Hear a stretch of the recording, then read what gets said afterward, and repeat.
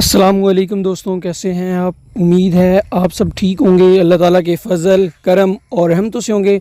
आज की इस वीडियो में आप सबको किया जाता है वेलकम, खुश आमदीद। दोस्तों, ये जो रकबा है माशाल्लाह, जितनी तारीफ़ की जाए उतनी कम है। और ऐसे इलाके में ये रकबा हमारे पास पड़ा है कि जिसको आप पंजाब का दिल कह सकते हैं। बहुत ज़रखेज़ यहाँ का रकबा है, जितनी तारीफ़ की जाए उतनी कम है।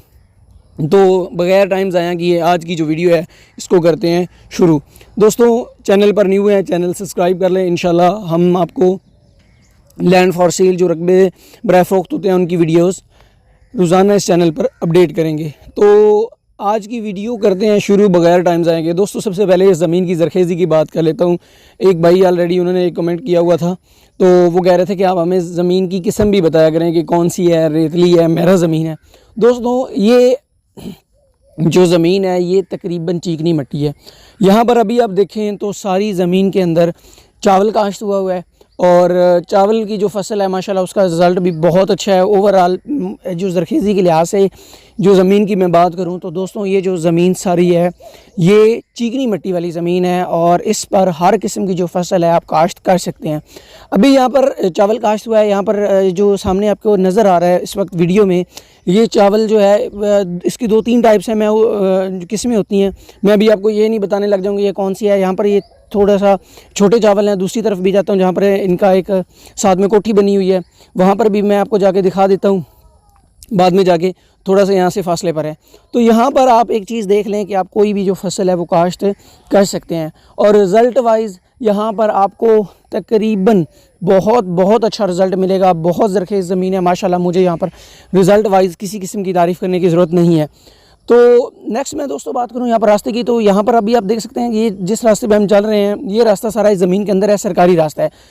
इस सरकारी रास्ते के दोनों तरफ जो ज़मीन है ये बराए फ़रोख्त है और इससे आगे जितनी भी ज़मीन है जहाँ तक वो आपको नज़र आ रहा है किन्नू, ये जो सारी ज़मीन है ये जो है मिसाल के तौर पे दूसरे घर की है। यहाँ तक ये जो खाली ज़मीन नज़र आ रही है ये बराए फ़रोख्त है। तो ओवरऑल ज़मीन की लोकेशन, ओवरऑल ज़मीन की ज़रखेज़ी बहुत बेहतरीन है।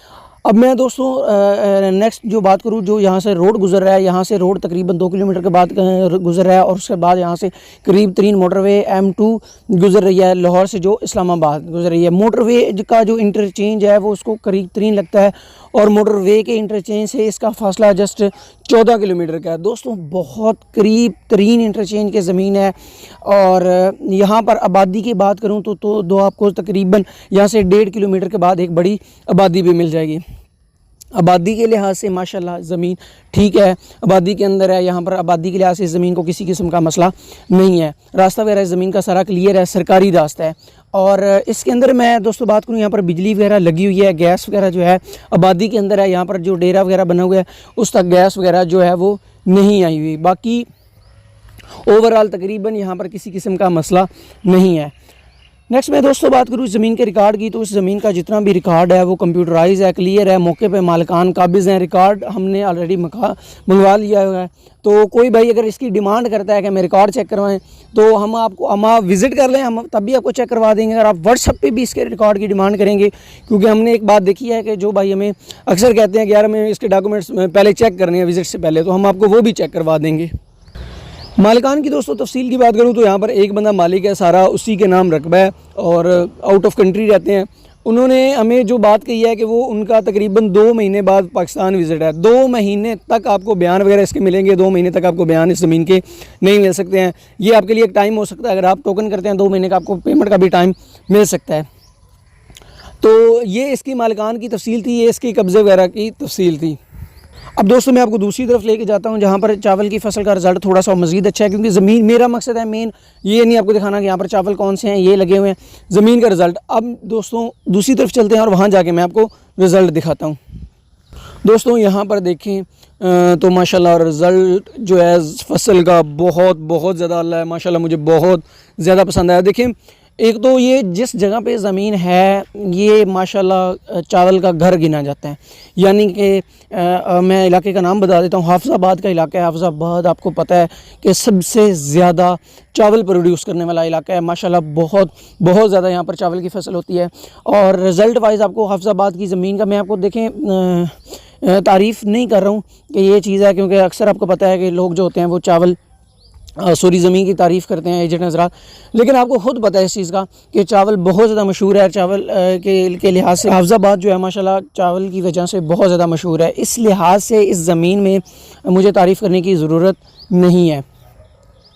सामने दोस्तों आपको अब यहाँ पर ये कोठी नज़र आ रही होगी कि ये कोठी जो है ये इस ज़मीन के साथ बराए फ़रोख्त है। दोस्तों जो इन्होंने कोठी है जो इनकी बनाई हुई है, दो पोर्शन है, डबल 2 मंजिला कोठी है, और जो इसकी डिमांड की जा रही है वो 30 लाख रुपए डिमांड की जा रही है कोठी की।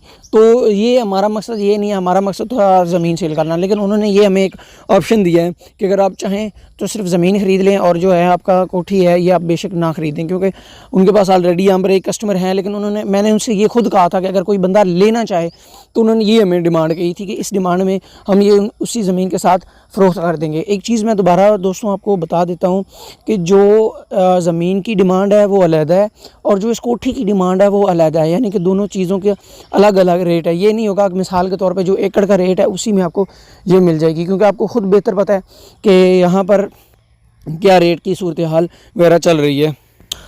अब दोस्तों यहाँ पर आपको सारी सूरत हाल का अंदाज़ा हो गया है। अगर आप मज़ीद कोई बात पूछना चाहते हैं, मज़ीद आपके अंदर कोई ऐसी बात रह गई है जो आप मज़ीद मैं बताना भूल गया हूँ, तो आप कमेंट सेक्शन में पूछ सकते हैं या मेरे दिए गए नंबर पे आप रब्ता कर सकते हैं।